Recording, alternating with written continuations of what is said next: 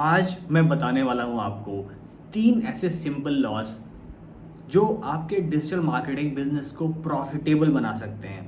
ये 3 लॉस अगर आपने अपने डिजिटल बिजनेस में इम्प्लीमेंट कर लिया तो आपको अपनी एजेंसी को स्केल करना, प्रॉफिटेबल बनाना और आप इजीली महीने का 2-3 लाख रुपए कमा सकते हैं। ठीक है, तो ये लॉस को कैसे इम्प्लीमेंट करना है, इनको मैंने कैसे अपनी लाइफ में इम्प्लीमेंट किया है, प्रैक्टिकल तरीके से आपको बताने वाला हूँ। और ये तीनों लॉज आपने सुने होंगे, बट इनको डिजिटल मार्केटिंग बिजनेस में कैसे इम्प्लीमेंट किया जाए और कैसे ये लॉस बिजनेस को प्रॉफिटेबल बनाते हैं। तो चलिए वीडियो को स्टार्ट करते हैं। मैंने सब कुछ आपके लिए प्रॉपर नोट्स बना के रखा है और मैं आपको सारी चीज़ें बताता हूँ।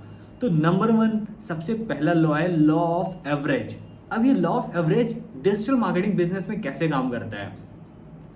सपोज अगर आप हर दिन 20 ईमेल भेजते हैं, ठीक है, हर दिन आप 20 ईमेल कर रहे हैं नेक्स्ट 30 दिनों के लिए, तो आप इन टोटल 600 ईमेल करते हैं। अब ये ईमेल्स कौन से हैं?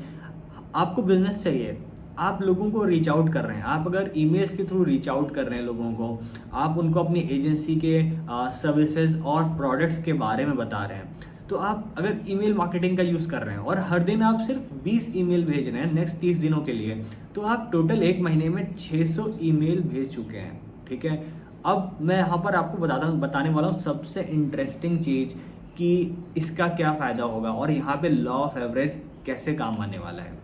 ठीक है, तो अगर मान के चलिए आपको 5% लोग सिर्फ रिप्लाई कर रहे हैं, मतलब कि 600 लोगों में आपको 30 लोगों ने रिप्लाई किया है। ठीक है, अब इन 30 लोगों के साथ आप जूम मीटिंग शेड्यूल करिए। अब यहाँ पे जो मैंने नंबर लिया है, ये मैंने बहुत ही रियलिस्टिक नंबर है। ठीक है, और ये मैंने सब कुछ कर चुका हूँ। ठीक है, तो यहाँ पर मैं एक स्क्रीनशॉट भी लगाने वाला हूँ।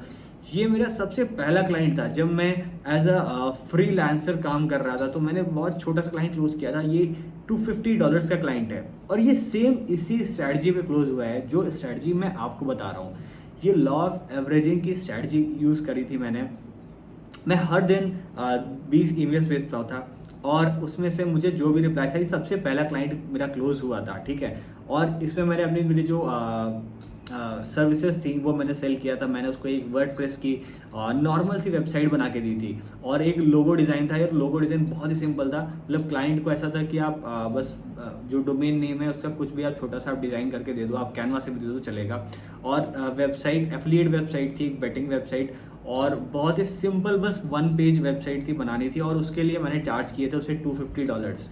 अब ये क्लाइंट मुझे इसी के थ्रू मिला था। तो मैं जो इस वीडियो में आपको बताने वाला हूँ सब कुछ प्रैक्टिकल बताऊँगा विद प्रूफ, जो मैंने इम्प्लीमेंट किया है और जिससे मुझको रिजल्ट आए हैं, वही मैं सेम चीज़ आपको बताने वाला हूँ। मैं कुछ भी ऐसा इसमें कुछ भी ऐसा बात नहीं करने वाला हूँ जो कि रियलिस्टिक नहीं है, जो इम्प्लीमेंट नहीं हो सकता है, तो वो मैं आपको नहीं बताने वाला हूँ। तो हम बात कर रहे थे, अगर आप 600 ईमेल्स भेजते हैं, आपको 30 रिप्लाई आते हैं। ठीक है, तो यहाँ पर मैं मानता हूँ सिर्फ 5% लोग रिप्लाई करते हैं। ठीक है, 600 में सिर्फ 5% रिप्लाई करते हैं, मतलब 30 लोग।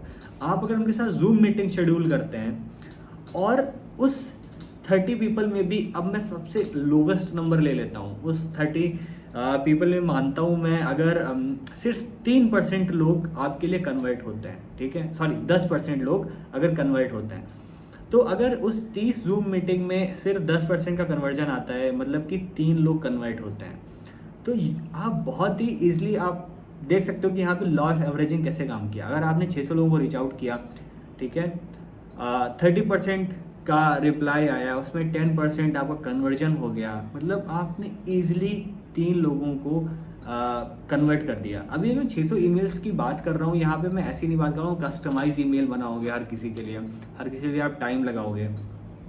ये जो मैं ईमेल्स भेजता था ये बहुत ही सिंपल रहते थे। मैंने एक कंप्लीट एक टेम्पलेट बना रखा था और हर क्लाइंट के लिए बस मैं उसमें टॉप में नेम चेंज कर देता था उसका और मैं उसको भेज देता था। तो सिंपल एक कॉपी पेस्ट का गेम होता था।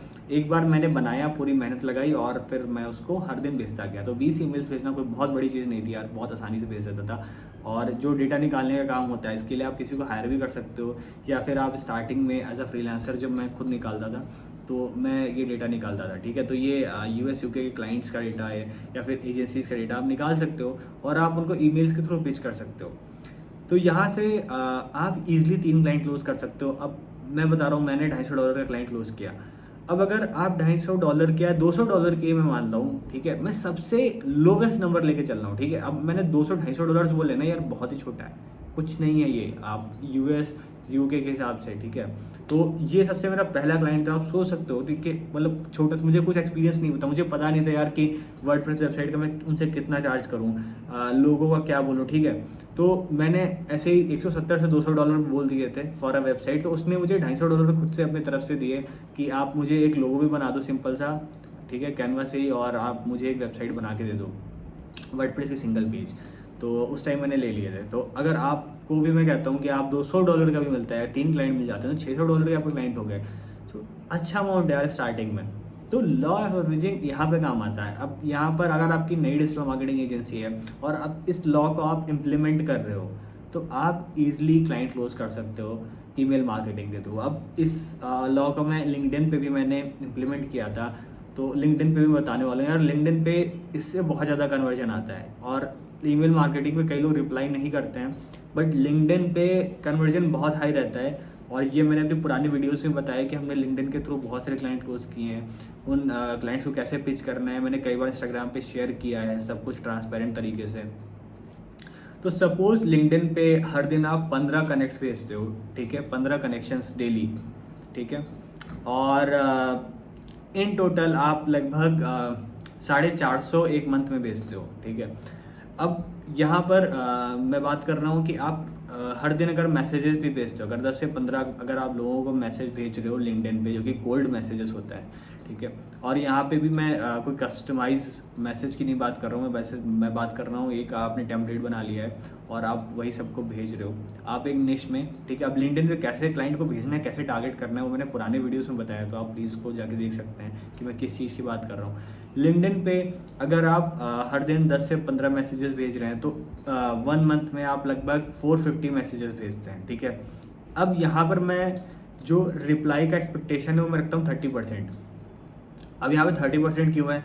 क्योंकि क्या है कि यहाँ पर आपको रिप्लाईज बहुत आते हैं। लिंक्डइन पे ज़्यादातर मैक्सिमम लोग रिप्लाई कर देते हैं, ठीक है। ईमेल पे कई बार रिप्लाई नहीं आते, बट लिंक्डइन पे अच्छे खासे रिप्लाईज आते हैं। तो 30% अगर आपको रिप्लाई करते हैं, तो मतलब मान के चल सकते हो आप 135 लोग आपको रिप्लाई करेंगे। आपने 450 मैसेज भेजे, तो 135 आपको रिप्लाई करेंगे।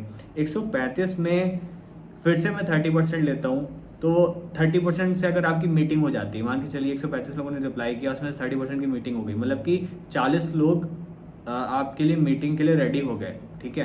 अब फिर मैं 40 का 30% ले लेता हूँ, ठीक है।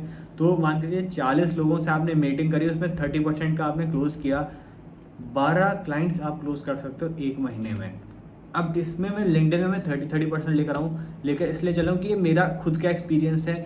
ये मैंने ओपनली इंस्टाग्राम पे बताया है, स्टोरीज में हाईलाइट करके डाला है, सब कुछ स्ट्रैटेजी एकदम ओपन होके बताई है। यूट्यूब पे वीडियोस भी एकदम मैंने ओपन होके डाले हैं, ठीक है। तो कुछ भी छुपाया नहीं है। तो इस लिंक्डइन पे क्लाइंट बहुत अच्छे से क्लोज हो सकते हैं भाई। अगर आपकी डिजिटल मार्केटिंग एजेंसी है, लिंक्डइन पे जाओ, क्लाइंट पिच करो, जिस तरह से मैं बता रहा हूँ उस सेम तरीके से करो, और इस स्ट्रैटेजी को 3 महीने चलाओ, ब्रेक मत करो। ऐसा मत करना आप 10 दिन करना उसको छोड़ देना, फिर कहना रिजल्ट नहीं आ रहे हैं। 3 महीने 90 डेज से पहले इस स्ट्रैटेजी को ब्रेक मत करना, ठीक है। अगर आपने कर लिया, मैं गारंटी दे सकता हूँ आपको क्लाइंट मिलेगा ही मिलेगा। अगर नहीं मिलता है आप कमेंट में करके बताओ, मैं आपको क्लाइंट देने वाला हूँ। बट अगर 90 डेज आपने ये स्ट्रैटेजी अपना ली, गारंटी के साथ क्लाइंट मिलेगा, क्योंकि मुझे मिला है और इस सेम स्ट्रैटेजी मैंने आपके साथ शेयर करी है, ठीक है। सो लिंक्डइन पर आपको 30% कन्वर्जन बहुत ईजिली हो जाने वाला है, 12 क्लाइंट्स मिल जाएंगे। अब मैं इसको भी कम कर देता हूँ यार, मैं कहता हूँ 50% कम कर लो, 12 बजे आपको सिर्फ 6 क्लाइंट मिलेंगे। तो 6 क्लाइंट आपको हो गए, $600 का बिजनेस आपको मिल गया ईमेल मार्केटिंग के थ्रू, 6 क्लाइंट्स मिल गए आपको लिंक्डइन के थ्रू। तो यार एक एजेंसी में हर महीने अगर आपको 3 क्लाइंट्स ईमेल मार्केटिंग के थ्रू मिल रहे हैं, 6 क्लाइंट्स अगर लिंक्डइन के थ्रू मिल रहे हैं, तो 9 क्लाइंट्स हर महीने ऑनबोर्ड कर रहे हो आप। बहुत अच्छी चीज़ है यार। बहुत सारे लोग 10-10 क्लाइंट के साथ स्ट्रगल करते हैं, तो इसमें बहुत सारे आपके रिटेनर क्लाइंट्स बनते जाएंगे। मान के चलिए अगर 9-10 क्लाइंट आपने ऑनबोर्ड किए, तो आपके 3-4 रिटेनर क्लाइंट्स बन जाएंगे जो आपको हर महीने पेमेंट करेंगे, कुछ वन टाइम क्लाइंट्स होंगे।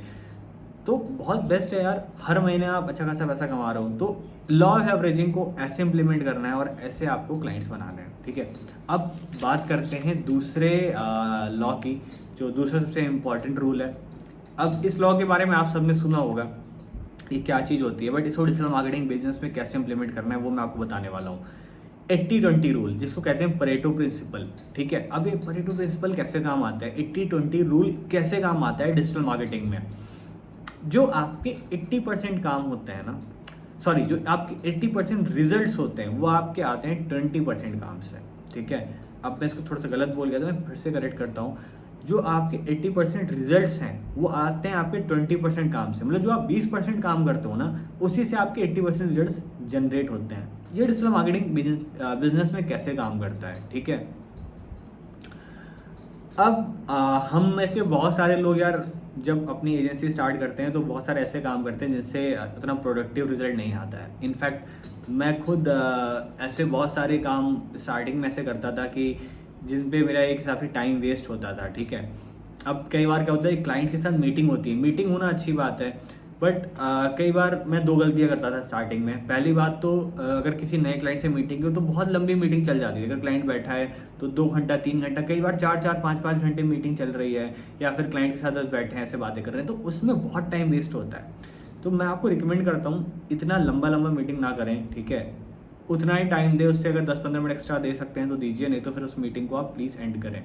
तो स्टार्टिंग में मेरी क्या गलती होती थी, मैं बहुत ज़्यादा टाइम दे देता था, वो टाइम ऑलवेज वेस्ट हो जाता था। कई बार ऐसा होता था कि पूरे दिन में सिर्फ 1-2 मीटिंग हुई और पूरा टाइम वेस्ट हो गया और क्लाइंट क्लोज भी नहीं हुआ। ठीक है, दूसरी चीज़, कई बार क्या होता है कि क्लाइंट से हमारी बात होती है और कोई पुराने क्लाइंट होते हैं, उनके साथ मीटिंग हो गई, उनको बस काम के बारे में समझा रहे हैं, बता रहे हैं, वहाँ पे टाइम वेस्ट हो गया। रिपोर्ट्स, कई बार हम लोग रिपोर्ट शेयर करते हैं क्लाइंट को। ठीक है, अब रिपोर्ट शेयर कर रहे हैं क्लाइंट को, बात कर रहे हैं क्लाइंट से। ठीक है, या फिर हर दिन हम लोग ऐसा भी कई बार होता है कि किसी क्लाइंट को मान के चलिए काम खराब हो गया उसका। ठीक है, अब अगर उसका काम खराब हो गया है तो उसी में पूरा दिन लगा दिया हमने। या फिर कई सारे ऐसे क्लाइंट होते हैं ना जो आपका टाइम वेस्ट करते हैं यार। ठीक है, उनका बजट भी उतना नहीं होता है और वो आपसे ना छोटे बजट में सब कुछ करना चाहते हैं। तो इंडिया में ये ध्यान रखना, इंडिया में काम कर रहे हो तो ये चीज़ फेस करोगे। इंडियन क्लाइंट्स को मैं प्रमोट करता हूँ कि इंडियन क्लाइंट से काम करो, बट ये चीज़ आप फेस करोगे कि जब इंडियन क्लाइंट से काम करोगे ना तो आपको स्टार्टिंग में, अगर आप नए हो तो आपको 5-10 हज़ार रुपये देंगे बस, और आपसे क्या एक्सपेक्ट करेंगे जानते हो आप, कि आप उनको सब कुछ दे दो, आप उनको किसी चीज़ के लिए मना मत करो, आप उनको एक्स्ट्रा दे दो।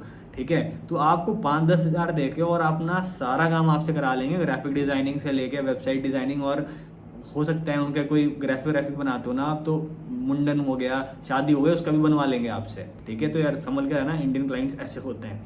तो ये सब ना स्टार्टिंग से बोलना कि ये आपके स्कोप ऑफ वर्क में आता है, नहीं आता है, इसको आप नहीं करोगे। ठीक है, if you are doing it then charge extra. ठीक है, तो इंडियन क्लाइंट्स के साथ ये दिक्कत आएगी आपको। तो इन सब में बहुत टाइम वेस्ट होता है। तो आपका जो 80% रिजल्ट आया वो कहाँ से आया, जो 20% कामों से, 80% टाइम जो आपने इसी पे स्पेंड कर दिया। अब रिजल्ट एक्चुअल में आता कहाँ से, रिजल्ट आते हैं मीटिंग से। अब मैंने यहाँ पे फिर से मीटिंग्स वर्ड रिपीट किया है, बट मीटिंग्स ज़्यादा से ज़्यादा होनी चाहिए और कम होनी चाहिए, मतलब छोटी होनी चाहिए, ड्यूरेशन बहुत लंबा ना हो। अगर आप एक मीटिंग कर रहे हो 40 मिनट 45 मिनट की, या बहुत ज़्यादा ऑन एन एवरेज 1 घंटे की, so that's make sense, that's makes complete sense, like कि आप 1 घंटा दे रहे हो, और अगर आप दिन के 5 मीटिंग कर रहे हो 5 घंटे भी दे के, ठीक है, ब्रेक लेके ब्रेक करके बीच में, तब भी चांसेस होते हैं कि 5 में से आप 1-2 क्लाइंट क्लोज कर दोगे अगर आप मीटिंग कर रहे हो। ठीक है, बट एक मीटिंग को बहुत ज़्यादा लंबा खींचना वो सही नहीं होता है। दूसरी चीज़, रिजल्ट्स आते हैं सेल्स कॉल से। अगर आप सेल्स कॉल्स कर रहे हो और नए नए लोगों से आप इंटरेक्ट कर रहे हो हर दिन ऑन कॉल और अ जूम मीटिंग, वहाँ से आपको रिजल्ट्स आते हैं। आपके कंपनी में नए लोगों को हायर करके सिस्टम और प्रोसेसेस में कन्वर्ट करना, एक सिस्टम और प्रोसेस ऐसा बनाना जिसमें आप ना भी रहो और वो प्रोसेस सिस्टम चलता रहे।